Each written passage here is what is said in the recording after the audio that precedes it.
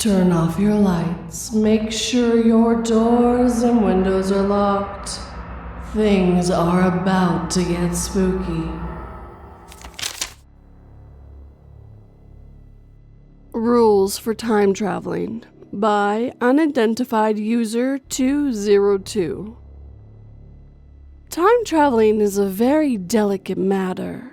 One screw-up could mean the end of our continuum. This is why we adhere to a specific set of rules that ensure that time traveling stays safe.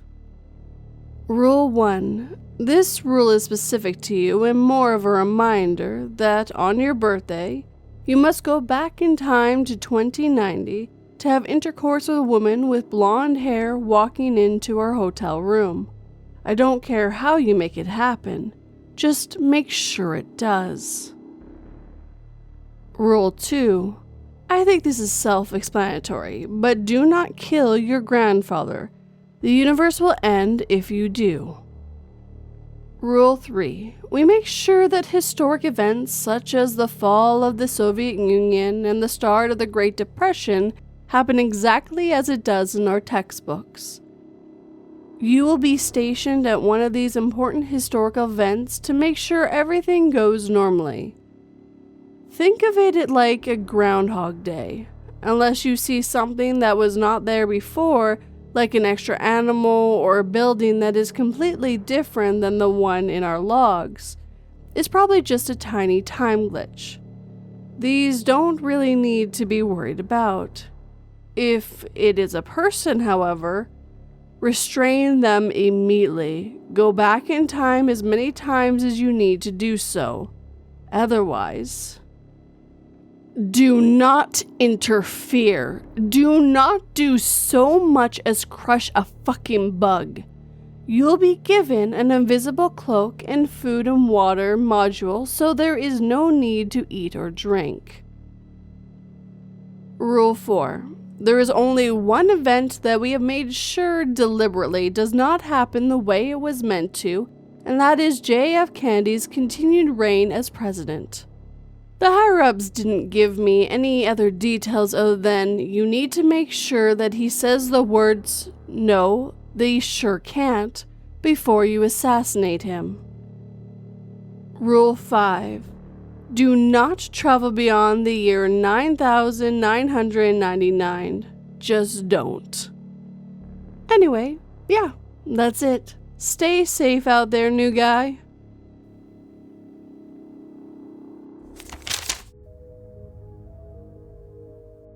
I always laughed inside at the hypothetical scenario of time travelers saying World War I or World War II in response to a question asked by a World War I soldier. That wasn't until I met a time traveler asking if World War III had started yet.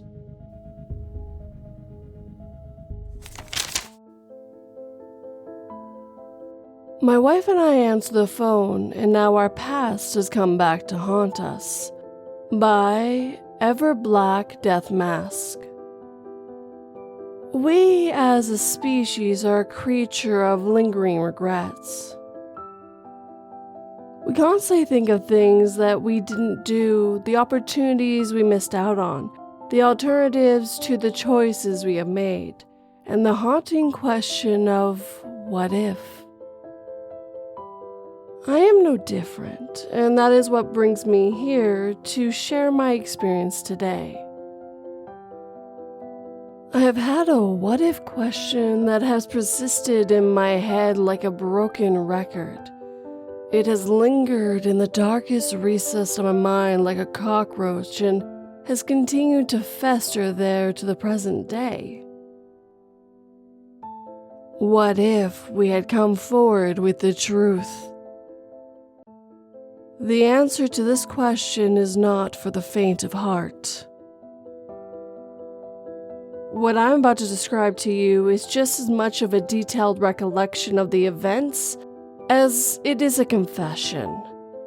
What you choose to believe is entirely up to all of you, but I need the truth to be out there in order to repent. This all started a few months ago when I began communicating with the dead. Now, this grave endeavor wasn't in vain, mind you. The main reason I entertained this idea and participated was because I was desperate. You see, I have lost a lot of people in my life, people I wish I could see again and communicate with that were no longer here. What I desired most was closure with my loved ones and friends, and death had taken them from me. That was until Jan and I were cleaning our basement out one day. We were moving some miscellaneous junk strewed about the basement to the garage for donation or to the trash. It was nothing more than a typical cleaning project that neither one of us wanted to do, but it had to be done. As I was cleaning out a particular corner of the basement, I stumbled upon a box containing a Ouija board. Now, I didn't remember ever purchasing or acquiring a Ouija board, and I know for certain Jane wouldn't have it either. She was not a fan of creepy things in the slightest. How it ended up there was a complete mystery. My immediate thought was to just throw it away. There was no reason for us to have it. It's not that I didn't believe in the paranormal or anything. I had an experience years ago that made me a believer. I just didn't think it was an item that should continue to be in our household. That is when a thought crossed my mind, one that I should never began to entertain the idea of. What if I could speak with those people I never got a chance to speak with again? This was an idea that intrigued me at the time. Reconnecting with people that were once in my life and knowing that there was a life beyond death provided a strange comfort to me. I can't explain it, but in that moment, I felt like I was compelled to use the board once I found it. After pondering things over for a moment longer, I had made my decision. In hindsight, I should not have made a decision of such magnitude so recklessly, but regardless, my mind was made up. I placed the Ouija board back where I found it, pretending that I hadn't seen it, and proceeded to go about my day acting as if I hadn't seen anything. Tomorrow, when I get home from work while my wife was still working, I would use the Ouija board. And that is exactly what I did. From that day forward, for months, I spent that 2-hour time period before Jane got home from work downstairs in the basement, communicating with the deceased. My usage of the Ouija board granted me the ability to be able to talk to my mother, my father, my grandmother, my grandfather, and anyone else I so desired to talk to. We discussed the afterlife, my life, and what I never got into when they were here on this soil. It was a relief unlike any other, and I was grateful to be able to break the barrier between the living and the dead to talk to my loved ones. It began so innocently with them. All I had ever intended was to talk to them and get some closure, but it became an addiction. I couldn't stop using the Ouija board. Over time, I had started inviting random spirits to conduct a conversation with me. It became therapeutic for me when I would ask these spirits questions and learn about them in addition to the unknown and beyond. Despite my morbid fixation on conversating with the dead, I never let anything get out of hand. My habit was always restricted to that 2-hour window I had, and I was always going to be in control of the situation. Yesterday, though, that all changed. I was going about things like I normally did with the Ouija board, the candles that circled me illuminating the basement as I called out, "Are there any spirits here that want to communicate at this time?" My words echoed throughout the basement as I patiently awaited a response from beyond the grave. Some time had passed before the planchette I had my hands placed over began to shake. Slowly it moved over to the words, "Yes." I nodded my head and inquired, "Who am I speaking to?" Once more, the planchette began to move and glide over the letters G, R, A, C, and E. I felt myself grow cold as if I had stepped into a meat locker. My eyes widened in horror. That name. "Grace, why are you communicating with me?" My words hung in the air like a fog as I anxiously waited for the spirit to answer. I could feel my heart pulsating very fast, and I did my best to take deep breaths to slow the frantic pace. A moment later, the planchette moved to a series of letters that spelled out the word return. "Return? What do you mean by this?" I inquired, my eyes darting around in the darkness surrounding the candles I had lit. Silence overcast the basement, and nothing was heard besides the thunderous thumping of my heart. I had never experienced anything like this in the months I had used the Ouija board. I had never felt such ominous and dark energy that contaminated the room like a plague. I glanced down at the planchette, wondering if there was even going to be a response, when a gust of wind snuffed out the candles. I blindly looked around, the darkness enveloping my vision as I felt the perspiration form on my forehead from fright.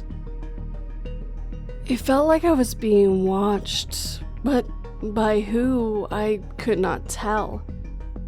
It was a feeling that lurked as I felt an icy, cold hand grip my shoulder. I stood still as a statue, rooted to the spot in horror, as a voice whispered a command into my ear. "Run!" That's when my adrenaline kicked in and I bolted up the stairs. I closed the basement door behind me and went up to Jane and I's room to hide and to calm down. I didn't move from my place in our bedroom until Jane had come home from work. I didn't dare tell her what had occurred. The last thing I wanted for her to feel was unsafe and scared in the comfort of our home. I collected myself and went downstairs to greet her and resumed the evening like it was any other. When it was time to call it night, I waited for her to go upstairs before going back down and hiding the Ouija board. I would take care of its disposal in the morning while Jane still slept. In the meantime, however, I was going to catch some much-needed rest and put this whole bizarre fixation of mine behind me. I promised myself from that moment onward that I would never communicate with the dead ever again. My weird addiction to the Ouija board had to end for the sake of my sanity and well-being. The room was painfully quiet in the early hours of the morning, almost as if time itself had stopped entirely. Darkness cloaked the room like a massive blanket as I lay next to Jane. A faint light creeped in through the window, allowing for light visibility of various pieces of furniture in the bedroom. My eyes scanned the room for a moment for any anomalies before resting my gaze upon her. She was still sound asleep, her breathing rhythmic as she continued to dream in peace. Her arms were wrapped around me lightly like vines on a tree trunk. I slowly wiggled free from her grasp and rolled onto my side.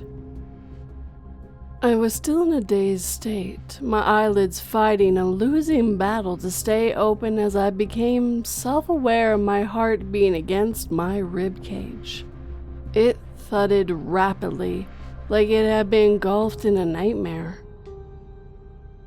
I couldn't remember if I had been dreaming or not, but it must not have been important if I couldn't remember, right? That's what I told myself as I closed my eyes and wrapped myself back into the sheets like a cocoon. I lay still for a while, waiting for sleep to overtake my consciousness. When it seemed as though I was about to doze off, my cell phone that was on my nightside table lit up like a Christmas tree and began to ring. The vibration of the device buzzing on the table grated my eardrums as I let out a groan of frustration. I sluggishly reached out and silenced the phone without even acknowledging who it was. I turned to my wife to see if she had stirred at all, but thankfully, to my delight, she had not been ripped from her slumber. I breathed a sigh of relief as I looked at the time, 3:03 a.m. "Give me a break," I mumbled irritatedly to myself as I turned back over, hoping to get some sleep. The idea of having to go to work on just a couple hours of sleep was not a pleasant thought. The last thing I wanted to do was daydream about dreaming. I closed my eyes and tried my best to silence my thoughts, but not even a moment after I had nestled into the warm embrace of the sheets, the phone rang again. My eyes shot open and I lunged out into the void of darkness to silence the phone. Good God, can I just get some rest? I buried my head under my blanket and face planted into the pillow, not wanting to think, see, or hear anything until 6 a.m. sharp when I absolutely had to be awake. The sound of my phone going off seconds after my face connected with the pillow indicated that someone was still trying to get in touch with me. I begrudgingly lifted my face from the pillow and squinted to look at my phone, which shone like a beacon of light on the bedside table. I exhaled angrily as I yanked the phone from its place on the table and stared down at the screen. My heart immediately sunk as I read the name of the person who was vehemently blowing up my phone. Grace.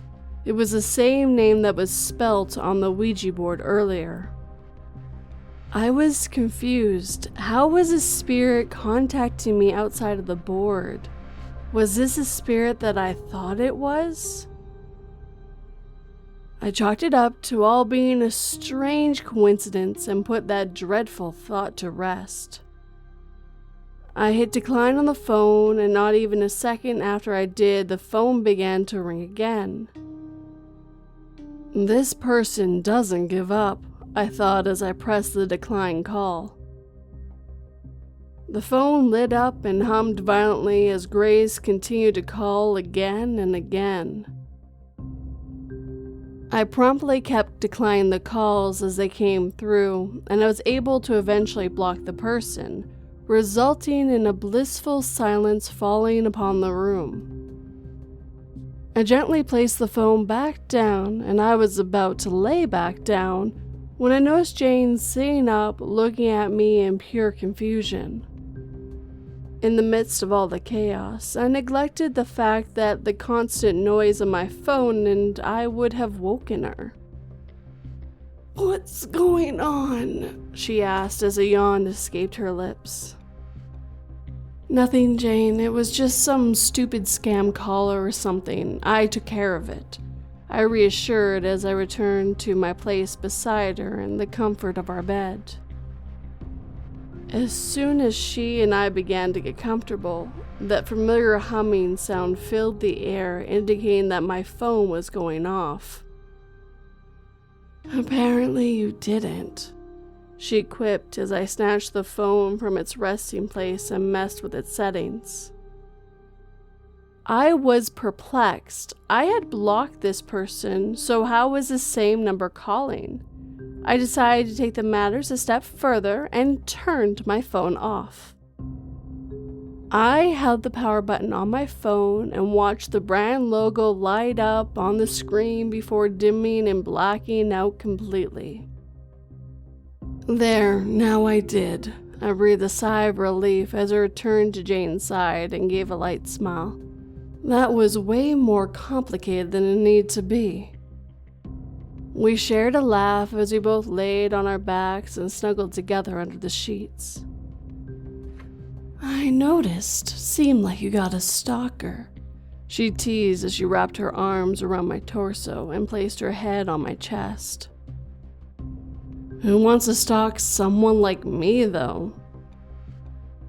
I don't know. You tell me. She raised her head to look at me in the face and raised a slight brow jokingly. In that moment, I wanted to tell her the person's name, but decided it was better to withhold the information.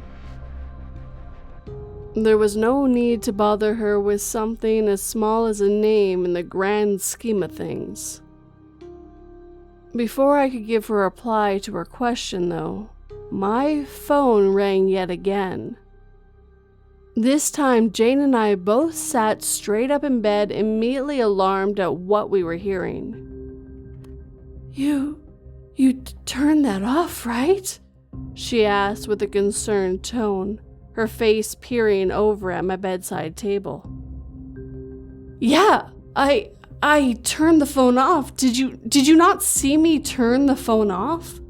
I felt like my arms weighed 1,000 tons and my fingers shook as I took the phone and brought it to my face. I stood there and just stared at the bright lit screen, the name Grace striking fear into my heart. Grace? Who is this Grace and why is she calling you? It's 3 a.m, Jane said, clearly agitated and suspicious of the fact that another woman was calling me in the early hours of the morning. I don't know, but I'm going to answer and figure out what the meaning of this is. I pressed accept on the phone call and brought it up to my ear. Listen, I don't know who you think you are, but... I was interrupted by a burst of static that sounded like a radio trying to find a proper frequency. Hello? Is anybody there? I asked as I glanced over my shoulder at Jane, who appeared to be a nervous wreck. She looked how I felt internally, but I needed to be strong for her. I didn't want to look scared, but it was hard not to be. The whole thing was certainly strange. Put it on speaker. Her voice trembled with a worried tone. I nodded my head and pulled the phone away from my ear. I pressed the speaker button and we both listened with racing hearts as the static continued to blare. The noise persisted for a while before a faint voice crept through. Hello? The voice was weak, but there was no mistaking it. Someone was on the line. Yes, hello, who is this? How did you get my number? The questions poured out of me at a rapid-fire pace as I was trying to rationalize the scenario we found ourselves in. There was no response to anything I asked, and instead we were left to listen to the static, deafening sound from the speaker. The moments we spent waiting for a response seemed to drag on in dog years, but eventually the voice returned, this time much clearer. This is Grace. I felt my blood turn to ice, every word piercing my skin like a haunting knife as I looked over at Jane, who shared the same horrific expression as myself. I felt my grip loosen on the phone as the words seemingly spun around me. This couldn't be real. None of this is real. Leave us alone, Jane's voice broke the silence between the two of us. She seized the phone from what little grasp I still had and tried to decline the call.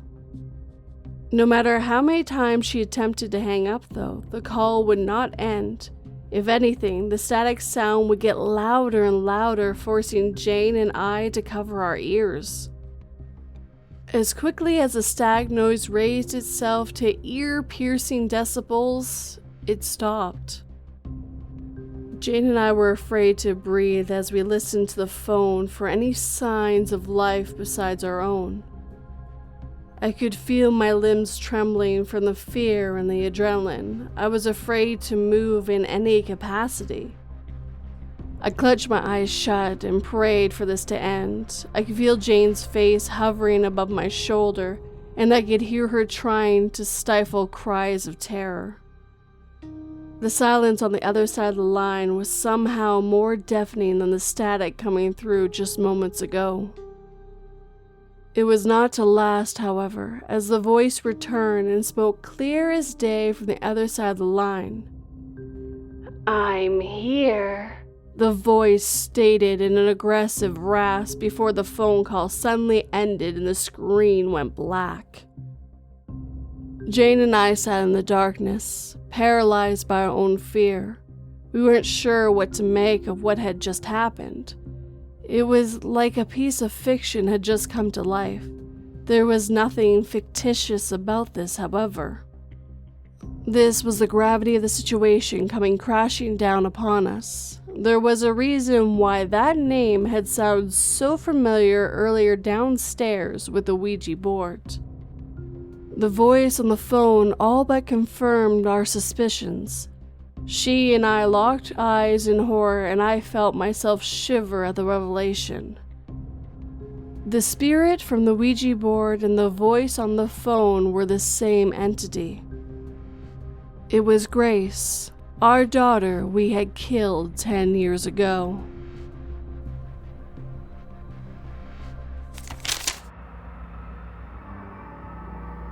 When the devil offered me a guaranteed lottery win in exchange for 1 year off the lifespan of every human on Earth, I accepted without a second thought. Waking up the next day to discover 80% of the population had mysteriously died overnight, I began to question if I had made the right decision.